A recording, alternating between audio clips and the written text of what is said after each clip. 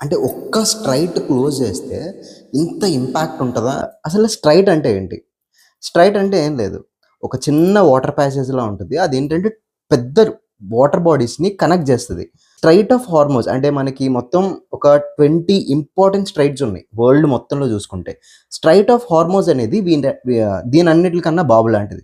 ఎందుకంటే Qatar, Kuwait, UAE, Saudi Arabia ఈ regions middle east countries అంటాం. ఈ మిడిల్ ఈస్ట్ కంట్రీస్ నుంచి ఆయిల్ అనేది మిగతా ప్లేసెస్ అన్నిటికీ సరఫరా అవుతది. సప్లై అవుతది. మెయిన్‌గా ఇండియాకి. సో, ఎప్పుడైతే ఈ స్ట్రైట్ ఆఫ్ హార్మోస్ అనేది క్లోజ్ అవుతదో ఆర్ షట్ డౌన్ చేస్తారో మనకు ఆయిల్ ఇంపోర్ట్స్ అనేది ఎఫెక్ట్ పడతది.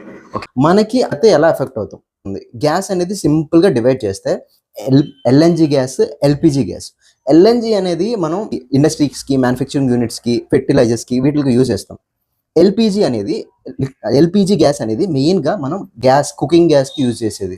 డేటా చూసుకుంటే 60% ఆఫ్ ఎల్‌పీజీ మనకి ఆ స్ట్రీమ్ లైన్ ద్వారా వస్తున్నాయి ఇండియాకి. సో, కాబట్టి అది ఒకవేళ షట్ డౌన్ అయితే గనక, ఒకవేళ అక్కడి నుంచి రవాణా సప్లై అనేది జరగకపోతే గనక మనకిక్కడ చాలా ఎఫెక్ట్ అవుతది. అండ్ ఇండియా ఏమన్నా స్టాండ్ తీసుకోలేదా అంటే లేదు. మనం ఆల్రెడీ వేరే రూట్స్ నుంచి ఈ ఎల్‌పీజీ గ్యాస్ అనేది ఇంపోర్ట్ చేసుకోవడానికి ట్రై చేస్తున్నాం. వేరే కంట్రీస్ నుంచి ఆస్ట్రేలియా నుంచి, రష్యా నుంచి, యూఎస్ నుంచి కూడా మనం తెచ్చుకుంటున్నాం. మనం సప్లై చైన్ లైన్స్ అనేది క్రియేట్ చేస్తున్నాం. ఓకే.